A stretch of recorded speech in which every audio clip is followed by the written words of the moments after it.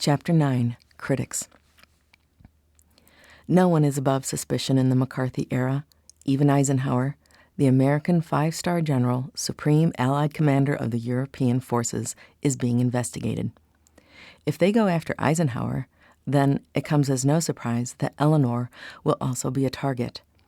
What should come as a surprise is Eisenhower never makes a public stand against the lies and fear-hawking of Joe McCarthy. Eleanor does.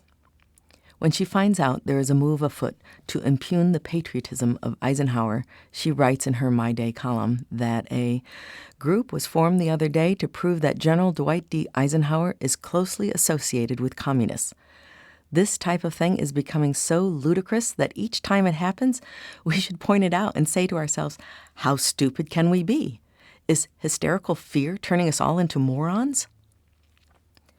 Eleanor also says of McCarthy's scheming, "The day I'm afraid to sit down with people I do not know because 5 years from now someone will say 5 of those people were communists, and therefore you are a communist.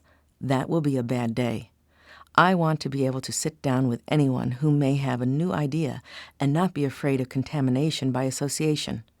In a democracy, you must be able to meet with people and argue your point of view, people whom you have not screened beforehand. That must be a part of the freedom of people in the United States." A quote of Eleanor's we've all heard is, "A woman is like a tea bag. You never know how strong she is until she gets in hot water." As an outspoken woman, Eleanor is an easy target, and being unattractive removes the protection that beauty provides. What could have been pictures of courage is instead caricatures of her protruding front teeth or mimicking her wavering voice. If that doesn't work for her adversaries, they use slander and character assassination.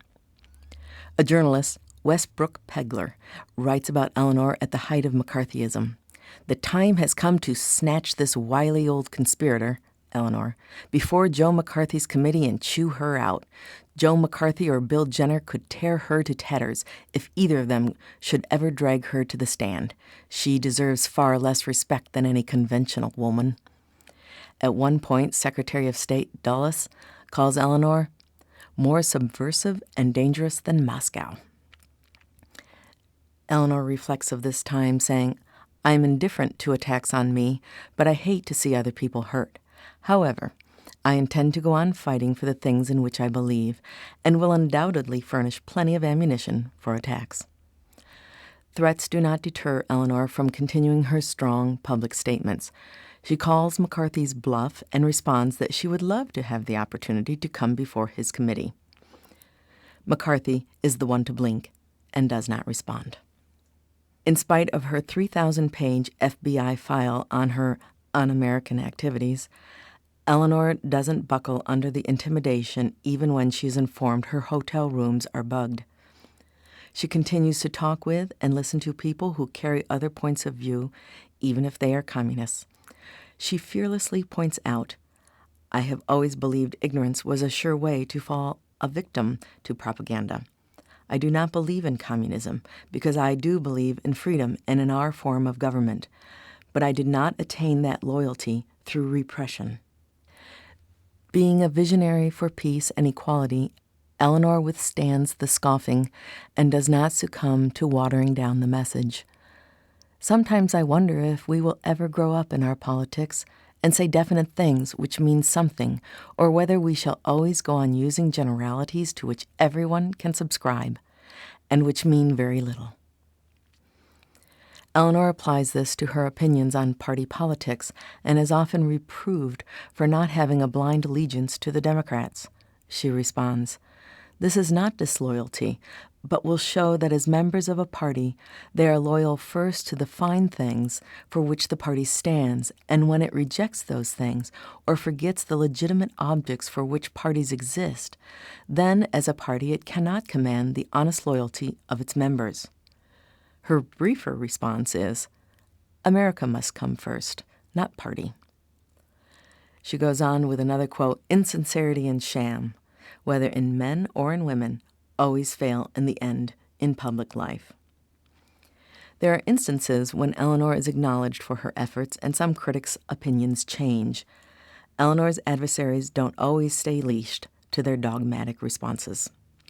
Going back to the year 1937, not only had Eleanor been elected as Outstanding Woman of 1937, but an Ohio newspaper, the Canton Repository, is calling her the foremost individualist among all the First Ladies, and she has lived her own life with a freedom that smashed precedent, traveling widely as she willed, speaking her own mind on every occasion, and engaging in activities so diversified they are a little staggering. In 1938, for Eleanor's 54th birthday, the New York Times reports, "This is not in the tradition of the wives of former presidents. She is so patently sincere and unpretentious in all she says and does, so ebulliently a part of every activity she undertakes, so good-humored even in the face of criticism, that she remains today one of the most popular women who ever lived in the White House. At 54, she could command a landslide of votes as Mrs. America." Lest it should be thought that women go easier on her, the initial opinion of a veteran journalist, Rita S. Hall, concerning Eleanor was evidence of a ruthless craving for personal publicity. Later, Hall acknowledges a complete change of heart, and she went on to admire in Eleanor the magnetism of her simple sincerity. At a dinner, Hall listens as Eleanor spoke of the needs of the common people, needs that could not be delayed for the unwinding of red tape, needs she had seen with her own eyes, touched with the antenna of her own heart.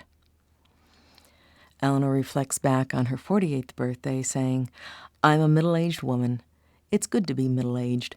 Things don't matter so much. You don't take so hard when things happen to you that you don't like." When Eleanor visits England, she has dinner with Prime Minister and Mrs. Churchill. In the company of Winston Churchill, not many express a contrary perspective. Eleanor does.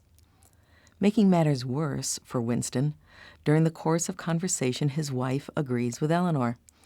Mrs. Churchill leans over to Winston and says, "I think perhaps Mrs. Roosevelt is right." Mr. Churchill responds, "I have held certain beliefs for 60 years, and I'm not going to change now." At the end of Eleanor's trip to England, Winston has his wife give Eleanor a handwritten note saying, "You certainly have left golden footprints behind you." And in the following year, Churchill's admiration continues when he tells a friend that Eleanor has a spirit of steel and a heart of gold. Chapter 10, Refuge. A quote of Eleanor's that she was writing to a friend once. "I just want to tell you I haven't been ill at all. Something happened to me. I have gotten used to people who say they care for me but are only interested in getting to Franklin. But there was one person of whom I thought this was not true, that his affection was for me. I found this was not true, and I couldn't take it." Living against the wind is exhausting, even for the stoutest of heart. Needing an escape from the scrutiny of the public eye is no surprise, and home is the place that comes to mind. Not for Eleanor. As her public role has progressed, Eleanor's attempts at bringing home her personal confidence are thwarted. The undertow from Sarah and Franklin is to maintain the old status quo. They are the ones to dole out family fun for the children. Eleanor's role is disciplinarian and bearing the blame for any family failure. Franklin Jr. recalls, "Father had great difficulty in talking about anything purely personal or private, especially if it involved anything unpleasant. He left that to Mother." When Eleanor asks Franklin to talk to two of their sons about drinking and fast driving, he does so with the preface, "Your mother tells me I must ask you to give me your license." Adding to the swath of benevolent oversight is society's willingness to allow more lenient standards to the children of the president. When Franklin Jr. is stopped for speeding, the judge fines him $30 and then takes him home for dinner. A luncheon with Sarah at Springwood includes both Lord and Lady Astor and Amelia Earhart. One of Sarah's grandsons arrives unannounced. He needs money. Disregarding that his behavior is the direct result of her own training, Sarah is annoyed. She steers the blame to Eleanor by telling the guests They never bother to telephone, but of course they have had no bringing up.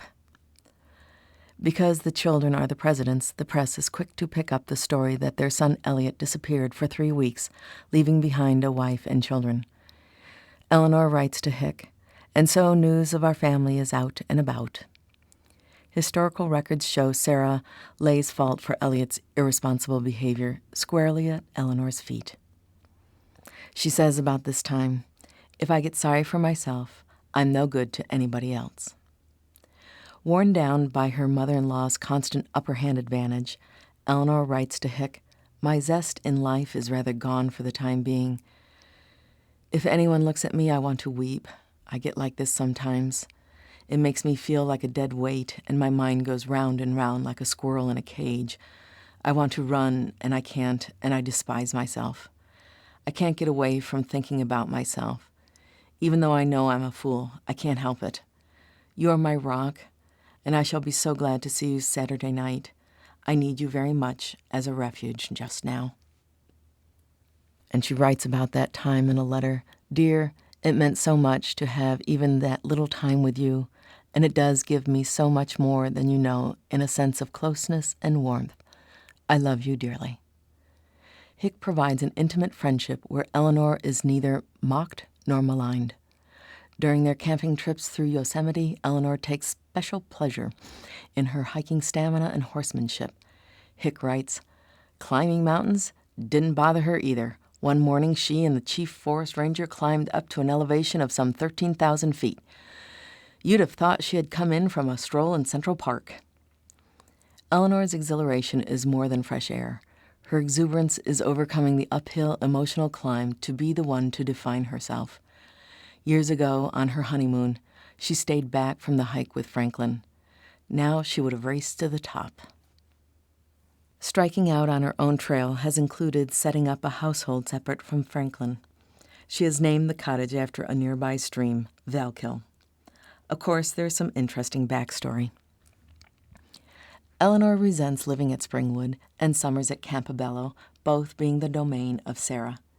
Even in the twin townhouse Sarah had built for them in New York City, there are connecting doors on each floor to the adjoining townhouse where Sarah resides. How disconcerting is it that Sarah can appear in Eleanor and Franklin's house at any time? Franklin, never wanting to confront his mother, sees a way to appease the situation.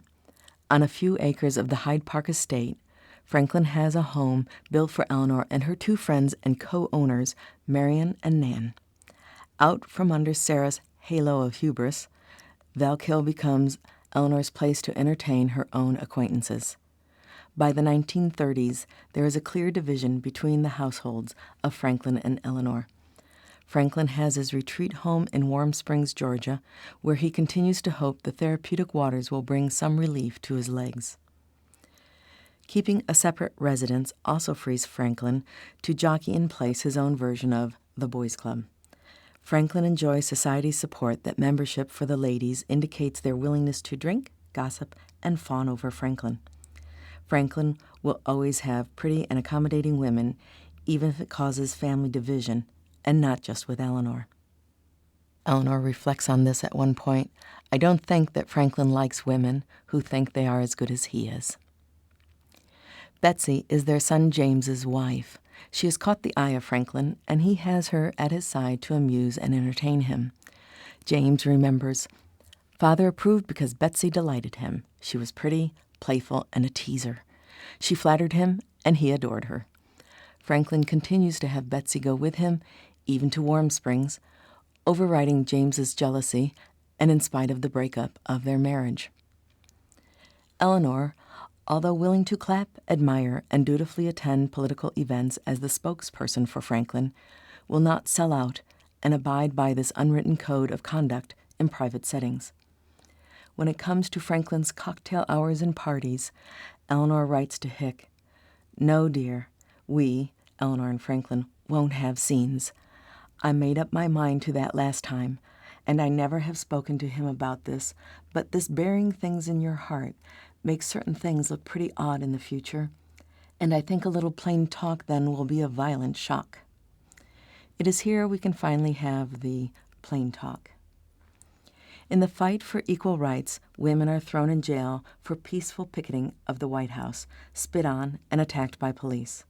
When men bring Alice Paul, one of the imprisoned suffragettes, before a psychologist, the hope is to have her discredited by having her declared insane.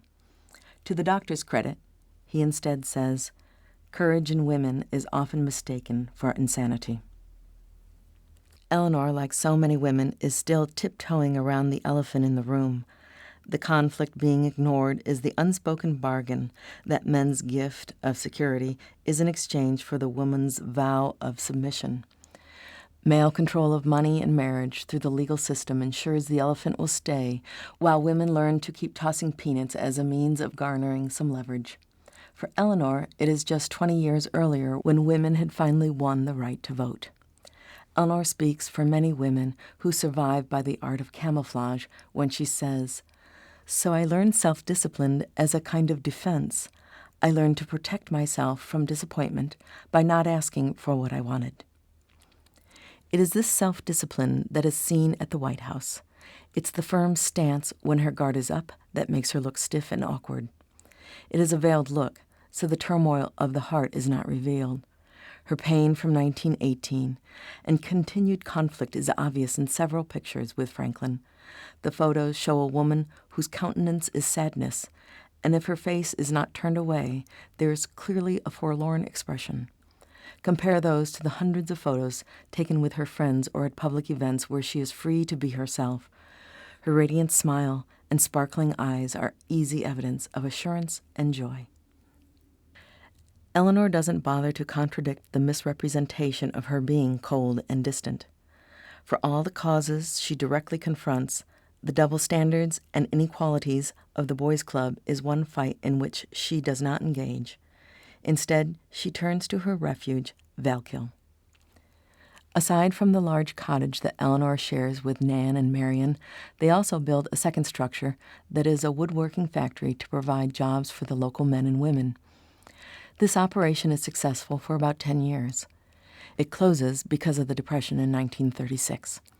By this time, Eleanor is First Lady, and she converts that building into 2 apartments for herself and her secretary, Malvina, or Tommy, Thompson. The upstairs is redone into bedrooms to accommodate a constant stream of guests and visiting grandchildren.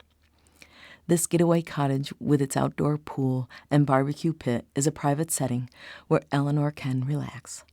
It is where her bodyguard, Earl Miller, coaches her in target practice and diving. He buys Eleanor a horse and encourages her to get back to riding. Another gift is a police dog, Major, who Earl trains to protect his lady, as he refers to Eleanor. Picnics and parties are always in the works as Eleanor revels in making her own plans with no intervention from Sarah. Home movies, silly skits, reading poetry, and serving drinks hardly line up with a portrayal of Eleanor being a drudge. Earl remains Eleanor's personal friend for years, but not her bodyguard. When Franklin wins the presidency, rather than bring Earl to D.C., Franklin has him reassigned to a job in New York. Eleanor could never have reassigned any of the women in Franklin's attending court.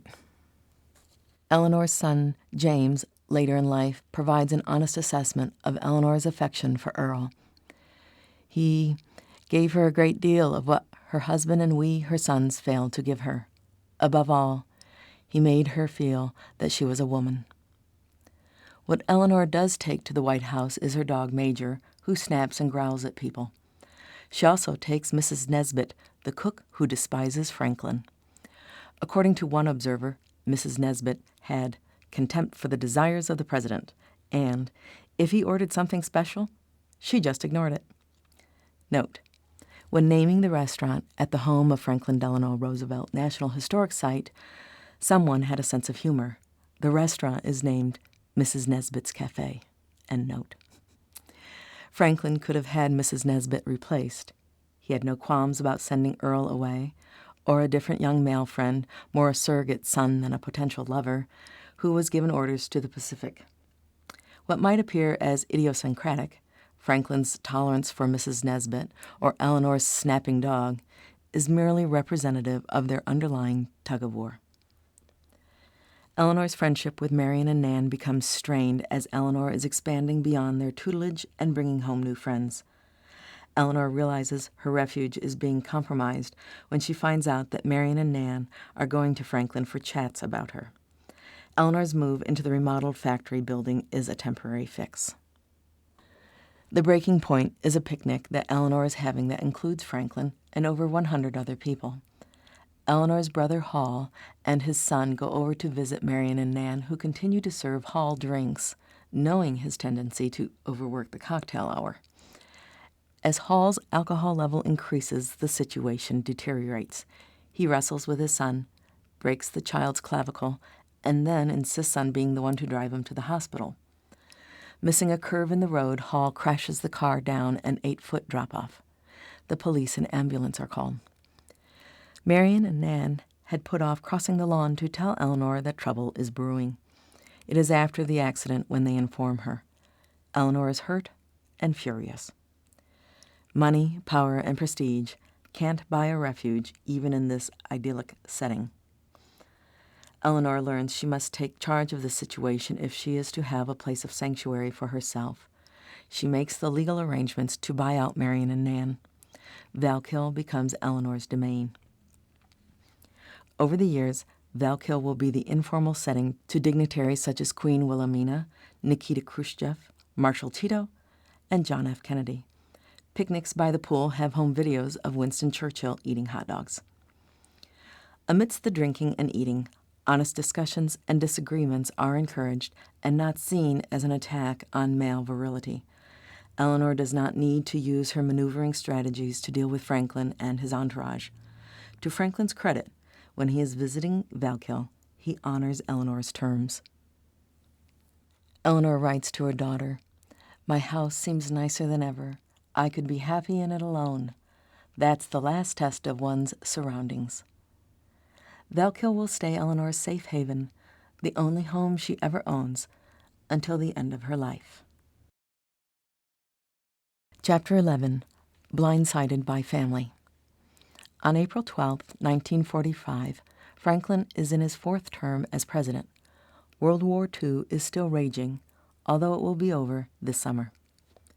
Franklin, trying to recoup, has been accompanied by a few female friends while staying at his home in Warm Springs, Georgia. He is deathly ill, but able to sit for his portrait being painted.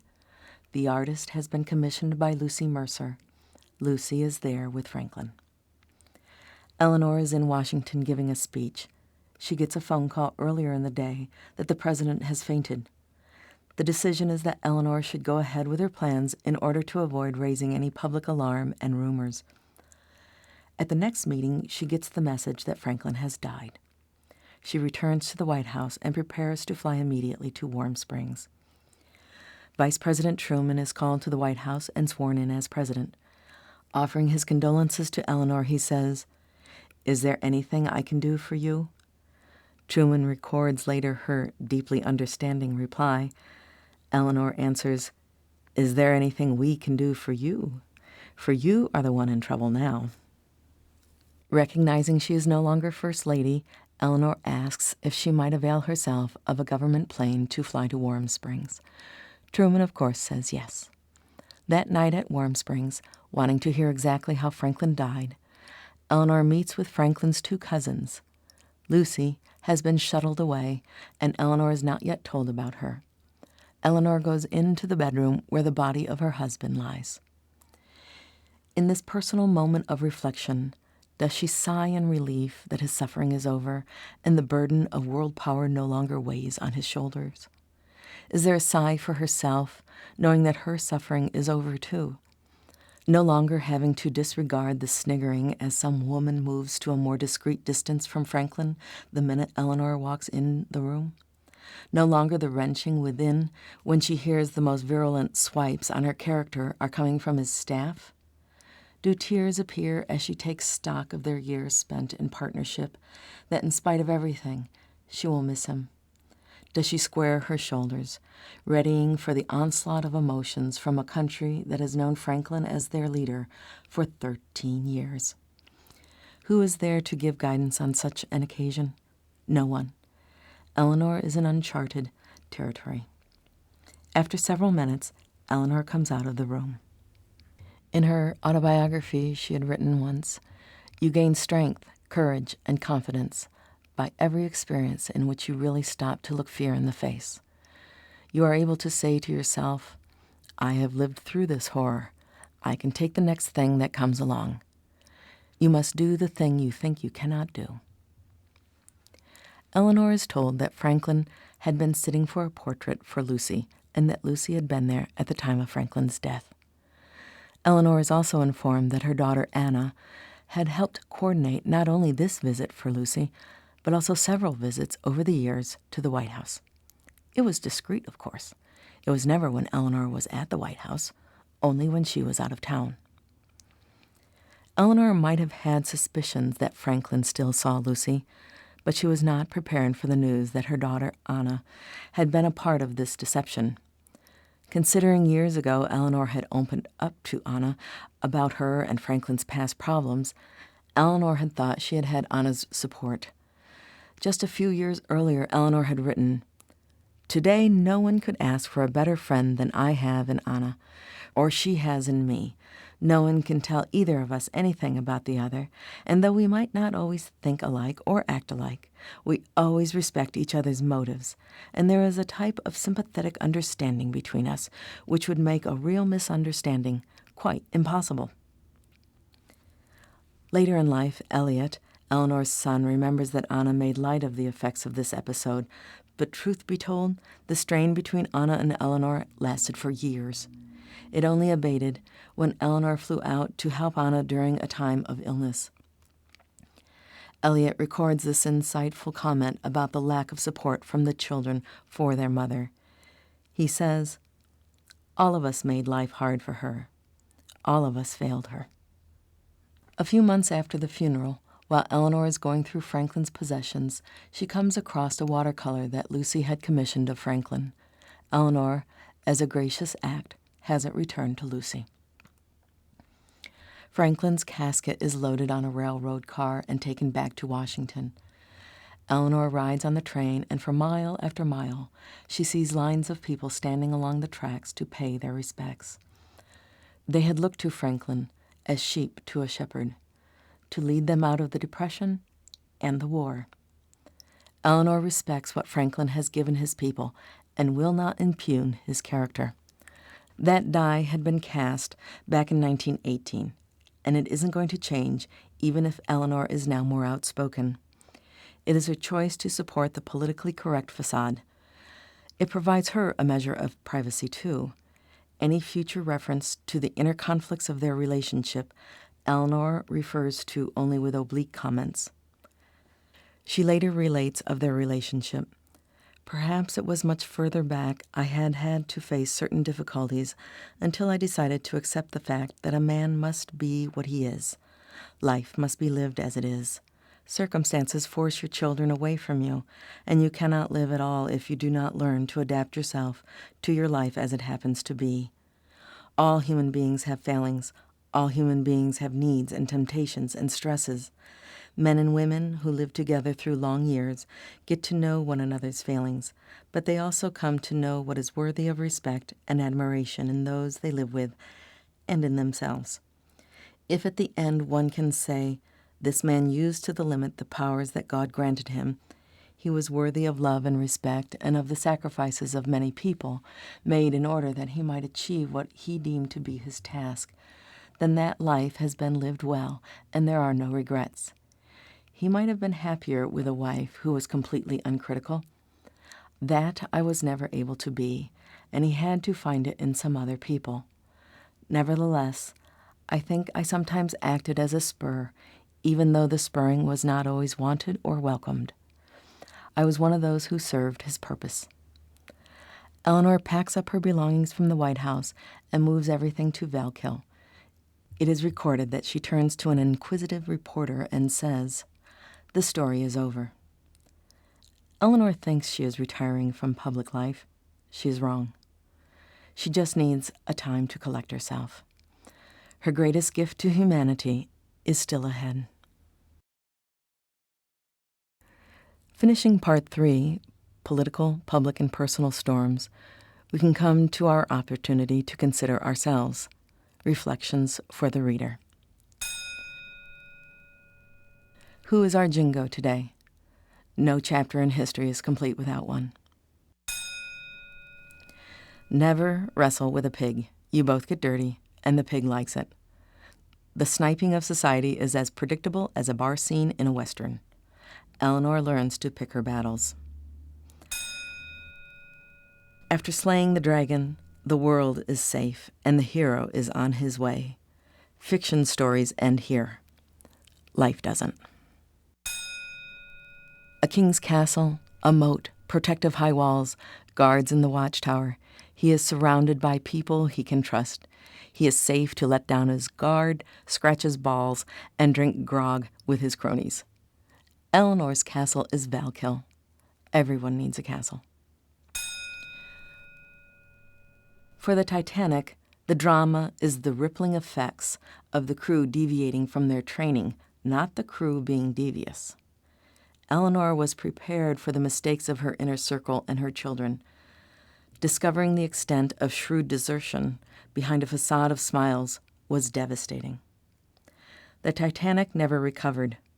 Eleanor does. Part 4. Life After Death. Context and comments. You have a pretty good idea of what Eleanor contributed to the lives of people throughout the world. You have read lots of interesting stories and tidbits of information. You could stop now and just go on about your business. But there is more. Her vision is expanding beyond civil rights for African Americans, far beyond equal pay for women, or building homes for the destitute. Eleanor will take time from these worthy causes because she comes to understand that if she can resolve the deeper issue, the other problems more readily solve themselves. Eleanor's potential for dreaming big could have started when she was around her Uncle Teddy. For years, he had envisioned parts of our country to be left as wilderness and set aside for the betterment and enjoyment of the people, a national park. No government in the world had done such a thing. And considering our country's collective mantra of subdue the wilderness, setting aside land to stay wild is a radical concept. The idea gradually becomes reality, and the United States now has almost 400 parks, enjoyed by 275 million visitors per year. Is there anyone else Eleanor can look to as an example, where the goal is greater, the personal sacrifice more severe, and the brilliant vision is juxtaposed against a dark reality, like lightning cracking against a storming sky? Eleanor has a friend who for years has believed an outrageous idea. When their international schedules coincide, they meet for lunch. They share their dreams and pass ideas back and forth across the table like a salt shaker.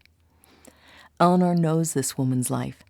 She has risen above disillusionments that include the murder of millions.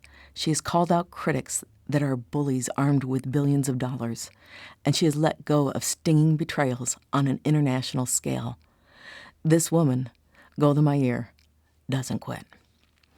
As a child, Golda and her family leave Russia to escape the murderous anti-Semitism in Russia. They resettle in Milwaukee, Wisconsin. As a teenager, Golda alters her goal of raising money for her people back in Russia. She realizes that until Jews have their own nation with a government that defends its people, they will always be at the mercy of others. In her 20s, Golda joins the Zionist movement and is one of the few Jews in the early 1900s who returns to the land her people had been forced to leave 2,000 years ago. Every day, Golda strives toward the dream of Israel becoming an independent nation in spite of the overwhelming facts to the contrary. She is living in a desert wasteland, raising chickens, washing clothes for other families, and going hungry in order to feed her children. The impossible circumstance for Golda's vision is not just the hostile people surrounding the land, but this: there is not one nation in the world that will stand against the Arabs with their oil and help the Jews get some portion of land back. Eleanor's dreams outsize both Teddy and Golda. Teddy wanted his people to have parks. In 1916, the National Park Service was created. Golda Meir wanted her people to have a place. She is a signer of their Declaration of Independence for the nation-state of Israel in 1948. Eleanor wants people to have peace. This is a ridiculously impossible idea when considering that her generation has seen 2 world wars. For Eleanor, the magnitude of the circumstances is exactly the point. Chapter 12, Pragmatic Plans for Peace. A quote of Eleanor's: "Great minds discuss ideas. Average minds discuss events. Small minds discuss people." In the life of a visionary person, years are spent advocating for a change and continually educating the public. As far back as the 1920s, Eleanor's mantra at every opportunity is, "The time to prepare for world peace is during the time of peace and not during the time of war." Speaking at luncheons and dinner engagements, Eleanor faces one plate after another of chicken salad. It is grueling, not glamorous. Eleanor is an activist in the organization World Foundation, with its purpose to promote U.S. entry to the World Court. A speech she gives in 1925 includes, "Now when many of the nations of the world are at peace, and we still remember vividly the horrors of 1914 to 1918, and know fairly generally what the next war will mean, now is the time to act. Usually only the experts, technical people, busy with a war plan know. But at the moment, we all know that the next war will be a war in which people, not armies, will suffer, and our boasted, hard-earned civilization will do us no good." In 1933, still before World War II, she says, "We ought to be able to realize what people are up against in Europe. We ought to be the ready-to-understand ones, and we haven't been. We've got to find a basis for a more stabilized world. We are in an ideal position to lead if we will lead, because we have suffered less. Only a few years are left to work in. Everywhere over there is the dread of this war that may come." After World War I, Eleanor sees the League of Nations and the emerging World Court as a tangible means for countries to work together and prevent a Second World War. Franklin, in his first run for president, sees these 2 venues as political bargaining chips. Randolph Hearst, American newspaper magnate, wants the U.S. to maintain an isolationist stand. He has promised Franklin the electoral votes of California and Texas in exchange for Franklin withholding United States membership to the World Court and the League of Nations. When Eleanor learns of Franklin's convention promise, she is furious. Franklin gets the electoral votes, wins the presidency, and the U.S. withholds its membership. In her disappointment and anger over this deal, Eleanor doesn't speak to Franklin for days. In a reference when she returns from her trip to the Pacific in 1944, Eleanor says, "If we don't make this a more decent world to live in, I don't see how we can look these boys in the eyes. They are going to fight their handicaps all their lives. And what for if the world is the same cruel, stupid place?" In her years of educating anyone who will listen, Eleanor, as First Lady, uses her position to discuss points that politicians and the media are loath to expose, blind spots of the American psyche. Eleanor sees that in order to win a war, Americans always resolve to sacrifice their luxuries, give their resources, and incur huge debt. She duly notes that Americans see this as patriotic. In 1934, she extends a challenge to the DAR, Daughters of the American Revolution, to broaden their perspective and see that patriotism can also mean living for the interests of everyone in our country and the world at large, rather than simply preparing to die for our country. Now, in the midst of World War II, the inconsistency keeps its old grip. Citizens are willing to make sacrifices and buy war bonds. Children go door to door, collecting used razor blades to be melted down for bombs. And yet, the spirit of cooperation cannot extend to whites and blacks working together in factories. As the war rages in 1943, there are race riots in the U.S. In Detroit, 34 people are killed, and federal troops are called in to restore order after 3 days of rioting. In reaction to this news, Eleanor writes in her My Day column, "We cannot prepare for a peaceful world unless we give proof of self-restraint, of open-mindedness, of courage to do right at home, even if it means changing our traditional thinking and, for some of us, a sacrifice of our material interests." After World War II, Eleanor is among the first to visit the concentration camps. She talks to Holocaust survivors who are refused traveling papers to go to Palestine. Israel has not yet been declared a nation, where Jews are prepared to provide for them. Instead, they are being held in detention centers alongside Nazi prisoners. In one instance, an elderly Jewish woman kneels at Eleanor's feet and cries out, "Israel, Israel." Eleanor finally understands, for the first time, what that small land meant to so many, many people.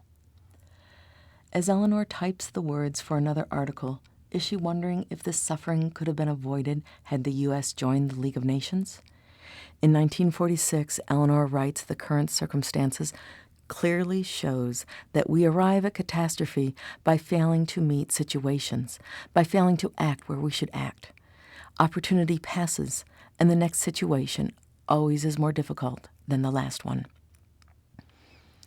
Eleanor also writes of that time, "More than ending war, we must put an end to the conditions that cause war." Eleanor also visits a group of women in Stuttgart, Germany.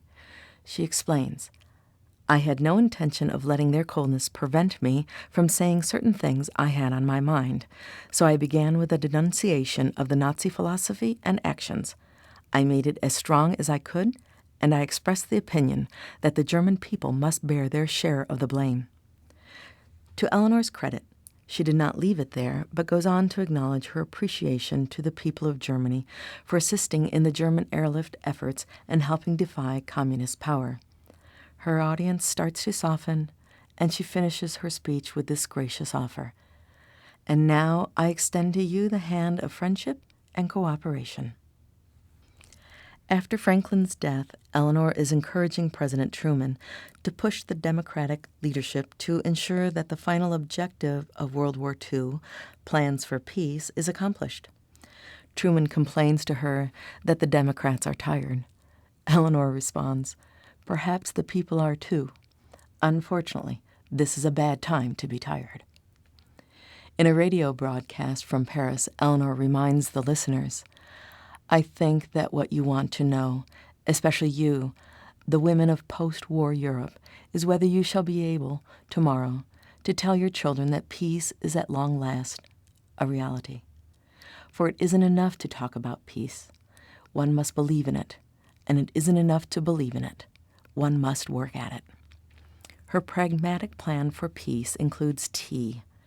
In 1960, Khrushchev comes to the United States and speaks at the General Assembly of the UN. It is the episode caught on film where he takes off his shoe and bangs it on his desk. Eleanor thinks Khrushchev behaved outrageously. That doesn't keep her from inviting him to tea.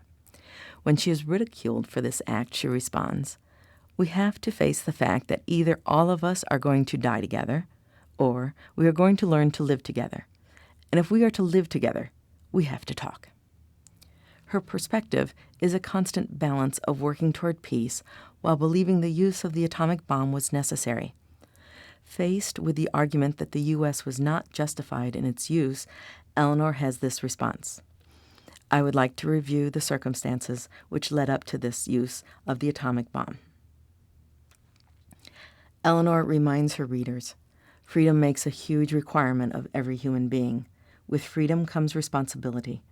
For the person who is unwilling to grow up, the person who does not want to carry his own weight, this is a frightening prospect. During Eleanor's years ahead, she too will continue to grow, learn, and have her patience stretched. Chapter 13, United Nations, an oxymoron. President Truman calls Eleanor. He is asking her to be one of the delegates to the newly formed United Nations. The development of the UN has long had Eleanor's support. Its primary focus is maintaining international peace and to facilitate the cooperation between international communities in the areas of economic, social, and humanitarian problems. Eleanor joins the United States delegation to the United Nations General Assembly in December 1946. First, there is the backstory. The League of Nations was organized after World War I to prevent another world war. It failed. The parts of the League's governing body that were successful are the International Labor Organization, the International Court of Justice, and the World Health Organization. Commissions were set in place to tackle the problems of war, refugees, slavery, and protecting intellectual property rights. The Labor Organization helped institute 8-hour workdays, 48-hour work weeks, keeping lead out of paint, ending child labor, and protecting women's rights in the workplace. The Health Organization worked toward ending leprosy, malaria, yellow fever, and preventing typhus epidemics. These measures of success are remarkable, considering that during the 20-year run of the League of Nations, its members are never able to agree on even simple issues like a logo or flag. With differences in culture, philosophy, religion, and government, who on earth, literally, thinks the League members will agree on a world emblem, let alone world issues? Germany quits, Japan and Italy get out. As previously explained, the United States never did join. The subsequent international argument, World War II, finishes in 1945. The overwhelming fear that another world war will destroy the earth gives nations the will to try again. A quote by Eleanor is, "Staying aloof is not a solution. It is a cowardly evasion." This time, it is called the United Nations, and as a governing body, Eleanor is the spine. If she was serious about making plans for peace, now is the chance. It will take her undaunted faith in the human race to envision a declaration of human rights.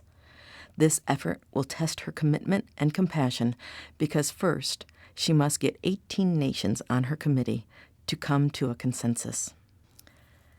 Eleanor says of that time, "But leadership is a stern, demanding role, and no person or state can lead without earning that right." Eleanor's sense of urgency drives her to keep a grueling schedule in order to learn the international laws and review the briefing materials prepared by the State Department. The first assembly meets in London. Eleanor spends the long voyage across the ocean in preparation.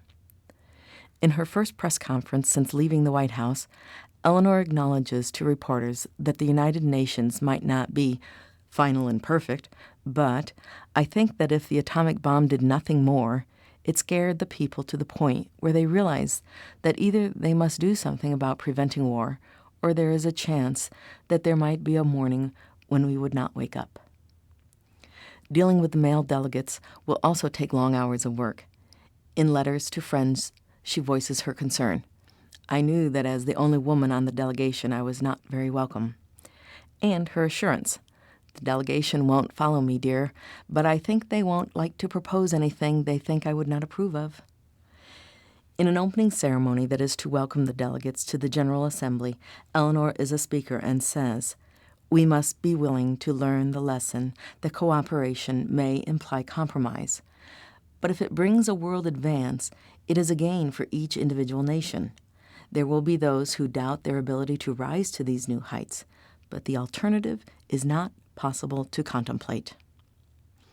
The immediate goal of the UN is being taken seriously by the public. Eleanor overhears one woman as she leaves a meeting. "They must succeed. The future of the world depends on it." Being on the public stage again makes her the object of criticism. Westbrook Pegler, from earlier chapters, decries how much Eleanor will be paid. He says Eleanor has been given a political job paying $12,000 a year, which is $2,000 more than the salary of a senator or a representative. He doesn't mention that Eleanor has refused the lifetime yearly pension of $5,000 that Congress had voted to allow widows of presidents. Eleanor is assigned to Committee 3. Her fellow delegates want to keep her in the backwaters, where there will be no opportunity for controversy, she'll have the least influence, and she will not be in the way. Eleanor is to be president and chair of the United Nations Commission on Human Rights. Its purpose is to deal with humanitarian, social, and cultural matters. A more perfect spot could not have been found. Although the membership to this group involves 18 countries, Eleanor, with her usual aplomb, is determined to accomplish the Declaration of Human Rights as an international standard by which to hold countries accountable. Much like the Declaration of Independence is quoted in courts, giving maligned citizens the tangible proof of disconnect between their situation and an agreed-upon written word, Eleanor wants to give people throughout the world the same viable leverage. Building a consensus in this diverse committee proves difficult. Eleanor finds she has much to learn, even in the realm of women's rights. New circumstances force her to see her own blind spots and then reevaluate and define her opinions. A quote that Eleanor reflects on for that time is, "In our thinking about them, we must remember how the situation looks from their point of view." Eleanor is confronted by ladies who want the declaration to include the word women.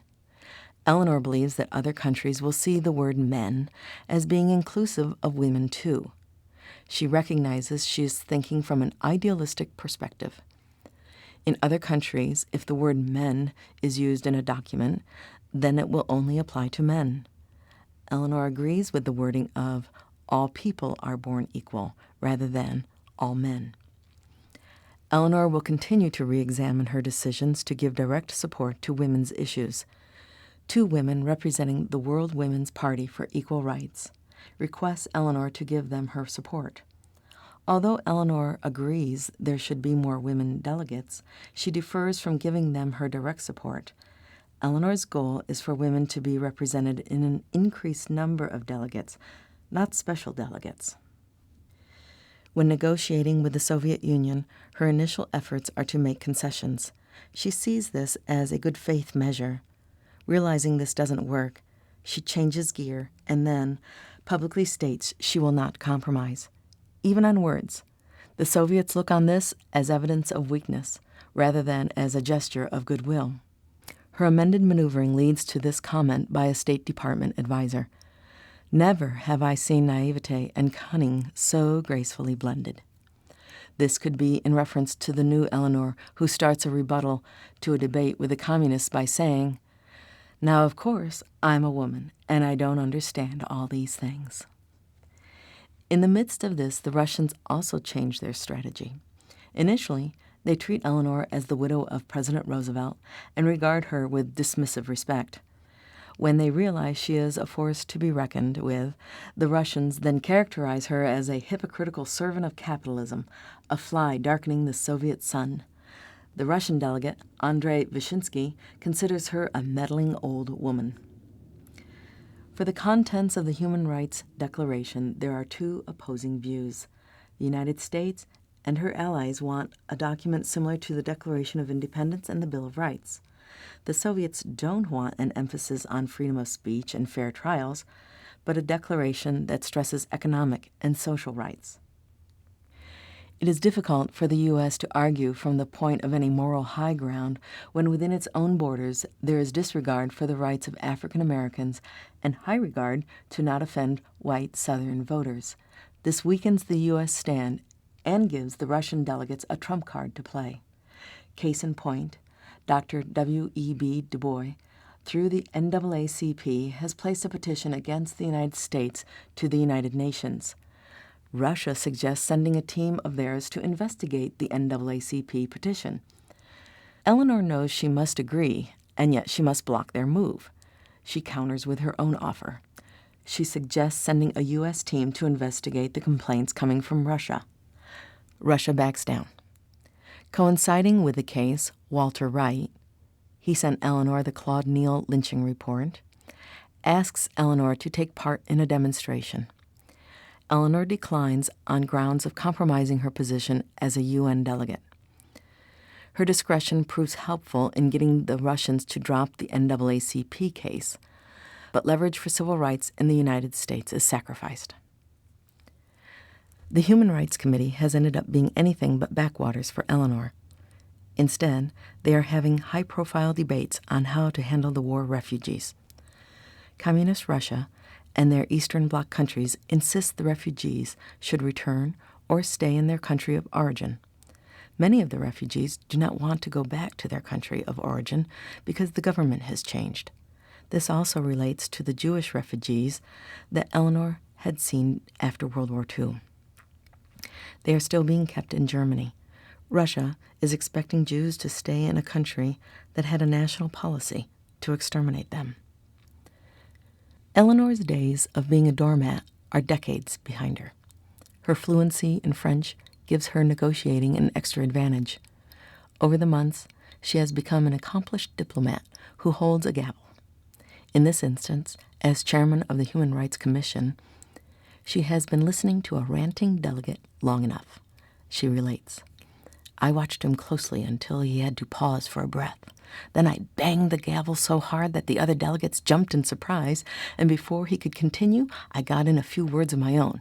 'We are here,' I said, 'to devise ways of safeguarding human rights. We are not here to attack each other's governments, and I hope when we return on Monday, the delegate of the Soviet Union will remember that.'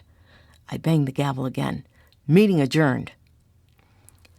By now, Eleanor is garnering the respect of her fellow delegates. John Foster Dulles and Senator Vandenberg tell Eleanor, "Mrs. Roosevelt, we must tell you that we did all we could to keep you off the United Nations delegation. We begged the president not to nominate you, but now we feel we must acknowledge that we have worked with you gladly and found you good to work with, and we will be happy to do so again." Senator Vandenberg also says at a dinner, "I want to say I take back everything I ever said about her, and believe me, it's been plenty." Eleanor will even manage to change the perspective of the Russian UN delegate. Years later, there is a public fundraising party for Eleanor's 70th birthday, and Mr. Wyszynski attends. This action is noteworthy because the monies raised are going to support the American Association for the UN, which is the last thing one would have expected Mr. Wyszynski to support. At this event, he recognizes he will not be seated with Eleanor's friends, but says he will be very glad to sit anywhere. Eleanor comments of these times, "Unless we can divest ourselves of that self-righteous feeling of superiority, we are going to find it hard to understand how other people feel about their people, their history, their heroes, and achievements." Wording for the Universal Declaration of Human Rights is finally hammered out, and it is on the agenda of the Committee 3. It will be up for vote. Not so fast. The committee decides it is still up for debate and devotes 85 meetings to discussing the declaration. It is certainly a detour for Eleanor's stride, but she is not deterred. The Soviets continue to delay and postpone, but eventually all objections are ironed out. The process has taken 23 months. December 10th, 1948, the Universal Declaration of Human Rights is adopted by the General Assembly. In recognition of Eleanor's leadership in this work, she is given a standing ovation. To this date, the Declaration continues to be a binding document as law for many nations, but its power is still slow and limited. September 2010, there was a news release that the United Nations was finally admitting it had failed to prevent the systematic gang rape of over 500 women in the Democratic Republic of Congo this summer. Atul Khare, a senior official in the UN, says, "Our actions were not adequate, resulting in the unacceptable brutalization of the population of the villages in the area. We must do better." UN peacekeeping troops had been just 10 miles away. Chapter 14, Eleanor, and it's spelled Elanor. The chapter title is not a typo. Eleanor has retired from her work at the UN. She has transcended being an American and has become an ambassador of goodwill to the world. People of all nationalities love her, and newspaper headlines read, First Lady of the World. Ambassador Lewis Douglas reports from London, everywhere she went, large crowds greeted her enthusiastically. A Swedish newspaper notes, she did not try to impress us, she did impress us. Sir Benegal Raoul from India refers to her as an American phenomenon comparable to the Niagara Falls. On a trip to Pakistan and India, age 68, she gives speeches about the League of Women Voters. That is not amazing. Nor is it surprising as she arrives at New Delhi, she states, I have come here to learn. What is the poignant reminder of human kindness without airs is a photo of her amidst a group of young women. Eleanor is teaching them a dance, the Virginia Reel. Quickly shifting gears to give polished diplomatic responses, Eleanor includes poise and wit. She visits Russia and has an interview with Khrushchev. When she is leaving, he asks her, Can I tell our papers that we have had a friendly conversation?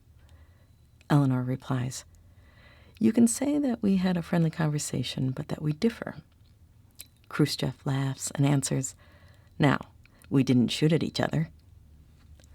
An organizer of an event is worried the audience will boo Eleanor. Eleanor responds, Don't worry about it. I have been booed for 15 minutes at a time. It does not bother me. Her thick FBI file doesn't make her wince. In fact, she thrives on a good fight.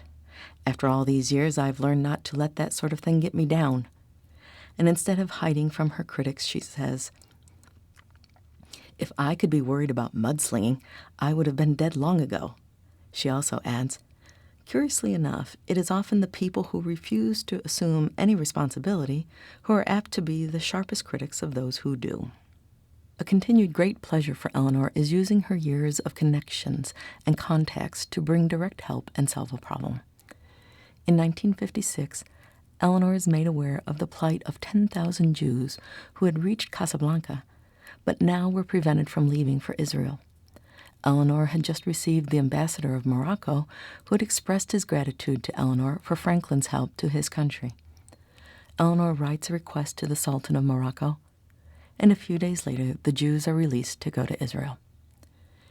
It is 16 years after Franklin's death, and Eleanor continues to be voted the most admired woman in America. This precludes Jacqueline Kennedy, Queen Elizabeth, Mrs. Dwight Eisenhower, and Mademoiselle Chiang Kai-shek. During an interview, Eleanor is asked about her self-confidence, and if she has always been this way, Eleanor responds, No, when I was young, I was very self-conscious. Then she is asked, How did you overcome this? Eleanor answers, Little by little. As life developed, I faced each problem as it came along. As my activities and work broadened and reached out, I never tried to shirk. I tried never to evade an issue. When I found I had something to do, I just did it. Of her 70th birthday party, she relates, I would like to see us take hold of ourselves, look at ourselves, and cease being afraid. Eleanor's optimism glosses over some parts of her life where an attitude of just do it just didn't work. This applies to her children who are now adults with families of their own. From their beginnings with the benevolent grandmother and knowing their father is either governor of New York or president of the United States, it is understandable the lives of Anna, James, Elliot, Franklin Jr., and John being skewed. Amongst them, they will total 15 divorces. In numerous correspondences, Eleanor blames herself for her children's shortfalls. She writes to Hick, I don't seem to be able to shake the feeling of responsibility for Elliot and Anna. I guess I was a pretty unwise teacher as to how to go about living. Too late to do anything now, however, and I'm rather disgusted with myself. I feel soiled. Eleanor, with her demanding schedule, is often in a swirling mode of guilt, and in her later years tries to make up for her lacks, whether real or imagined, in motherhood. In order to be with her children during illness and the birth of babies, Eleanor cancels trips and speaking engagements. She assumes Sarah's role of financial indulgences, justifying monetary gifts with excuses of the children's struggles being her fault. To assist her children, Eleanor will use the draw of her name to help them with business ventures. She has a radio talk show with her daughter Anna. With Elliot, she is the television host attracting big names like Albert Einstein. Eleanor has a saying, "Happiness is not a goal, it is a byproduct." When the children are all home for a holiday, which includes spouses and kids, dinner discussions can degrade to an angry bout with no one holding back sarcastic barbs. The quarreling, the divorces, and the unhappiness in her children's lives reverts Eleanor to her old days of depression, which she calls her Griselda mood. Unable to find a way to help because it is ultimately up to the other person, Eleanor isolates herself and at times takes to her bed. When she is told that her former son-in-law has committed suicide, Eleanor is in despair. To her doctor, an intimate friend, she relays, "My children would be much better off if I were not alive. I'm overshadowing them." Throughout the 50s, Eleanor continues to give over 150 speeches each year. She feels she is needed, and she will not slow down. At the request of President John F. Kennedy, she takes the job as chair of the Presidential Commission on the Status of Women and the National Advisory Committee of the Peace Corps. She dines with Marshal Tito, the Prime Minister of Yugoslavia, greets Prime Minister Nehru of India, advises President Truman, meets with her old friend Churchill, or chats with Golda Meir, the future Prime Minister of Israel. When she is home at Valkill, she takes time to show children's groups through Springwood, which has become a National Historic Site. She invites a group from a boys' home for African American children to come visit every summer for a picnic. Until the end, Eleanor is always busy living her life. Hers is a good example of a quote by Don Quixote she would often use, "Until death, it is all life."